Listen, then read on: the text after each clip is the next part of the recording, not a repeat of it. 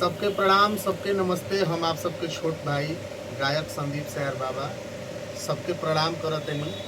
और आज हम आइल बनी आरा में।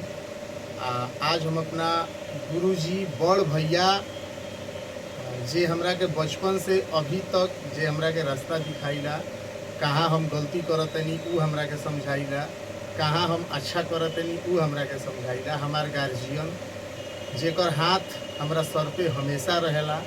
आज हम बहुत दिन के बाद कनिए कि हम भेंट करी अपना बड़का भैया से, तो हम अनी है बड़का भैया से भेंट करे खातिर। हम गोड़ लगतनी बड़का भैया के, और आशीर्वाद रूप में हमरा के दो शब्द कहती कुछ। तमाम दर्शक लोग से हमारा आग्रह बा कि हमारे छोट भाई संदीप सायर के वो ऊंचाई तक पहुंचाई, वो प्यार दुलार आशीर्वाद दी, ताकि अपना देश खातिर, अपना राष्ट्र खातिर, अपन सनातन धर्म के उत्थान खातिर आगे कुछ कर सकस। यहाँ से भी हमार संदीप जी से भी ये आग्रह अतने रही कि वो ऊंचाई बुलंदी पर पहुँचला के बाद भी रुआ से ऐसने काम होखे जोना से राष्ट्र हित होखे, जोना से धर्म के उत्थान होखे, समाज के कल्याण होखे। हमार हर जिंदगी रुआ पर आशीर्वाद बना रही, एमे कोनो संशय नहीं।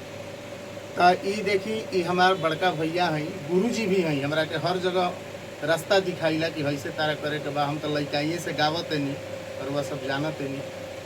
हमेशा यहाँ के आशीर्वाद दिला, बताइला कि वैसे गाव ऐसे गाव, वही अनुसार हम चलीला।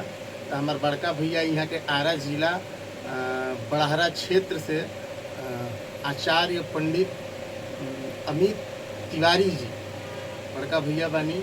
हम चाहब कि जीवन भर हमरा के आशीर्वाद यहाँ के मिलत रहो। यही के साथ हम सबके प्रणाम करतनी, नमस्ते बा। और वह सब अपन आशीर्वाद प्यार दुलार ऐसे ही बनौले रही। सबके प्रणाम।